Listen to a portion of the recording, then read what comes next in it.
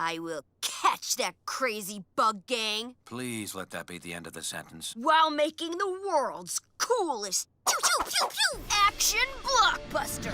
Hey guys, it's MegaRobert from MegaRobertTV, and today I'm going to review the next two episodes of Ben 10. So the first episode, Take 10, is basically where Ben and Gwen are trying to make an action movie. And the episode starts out where there's this bug gang trying to rob the bank and Ben stopping them as Heat Blast. But because Ben is focused more on trying to be an action superstar rather than being a superhero, he actually lets the gang get away by not paying attention to them. And the whole episode is basically that Ben is really focused on trying to make this action movie, which really looks more like a comedy. And, you know, he's letting that cloud his judgment, and because of that, he's not really living up to his superhero standards. And the episode continues until they find the lair of the bug gang that's basically led by this kind of like this queen bee. And this queen bee is really a drama queen because she's just focused on money and fame and riches. And as the episode continues, Ben is trying to stop her while making this action movie, and he just can't do anything because he's cannonbolt rolling around trying to make all these puns like "you'll be gone," and it's really cheesy, and he can't seem to win while trying to be an actor at the same time. And as he thinks about this, he realizes that, hey, if I can get this bee queen to kind of focus on the movie as well, maybe she'll be distracted and we can beat her. So he tries that out, and of course the bee queen, you know, who wants glory and riches and fame, is just like, yeah, I'll be in your movie. And as she's distracted, they decide that they call the cops, saying that they're calling her new agent.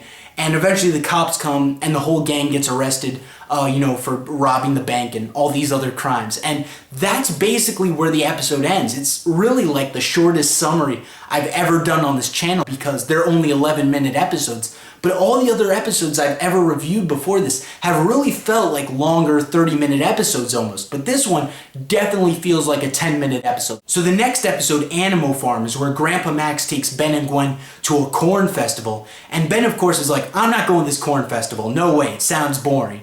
And Grandpa Max is like, you don't have to go, but I'm not going to let you stay in the RV and just play video games all day. You got to get outside and you got to meet some new people. So Ben goes to the soccer field and he meets all these nerdy kids who want to play football with him. And Ben, of course, is like, you know, I'm not a team player. I'm a lone wolf. This isn't really my thing. And out of nowhere, these mutant farm animals come, and Ben decides, you know, I don't have to play football anymore. I could just do my hero stuff. So he turns into Stinkfly and starts fighting them, but out of nowhere, they knock him out and they bring him to a mutant animal farm because they think he's one of the rejects from Dr. Animo. So they lock him up with all these other really weak farm animals, and these alpha males kind of are just in charge of the farm, and they decide they're going to torment Ben and all these other animals by making them do all this farm work.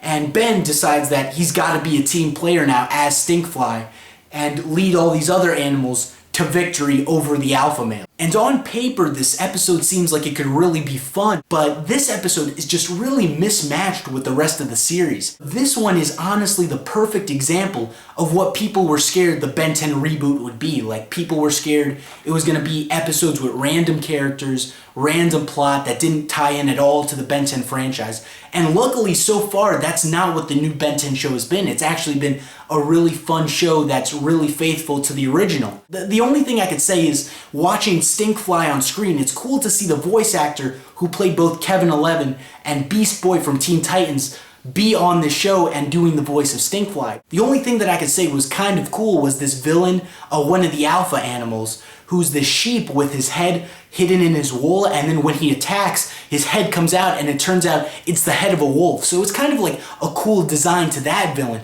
But I mean, that's just a really small thing from the episode that I noticed that I kind of liked. But besides that, there's really not much to it. But I want to end this review on a positive note, so I'm going to tell you guys about an episode I saw from Ben 10 that hasn't actually officially come out yet.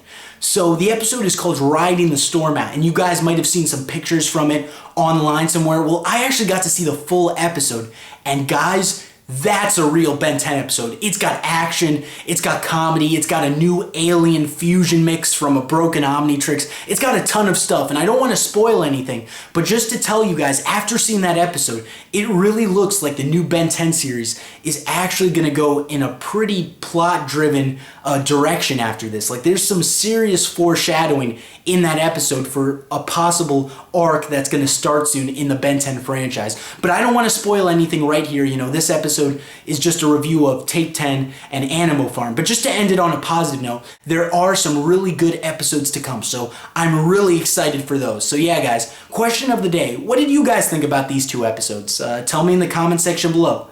So this is Mega Robert signing off.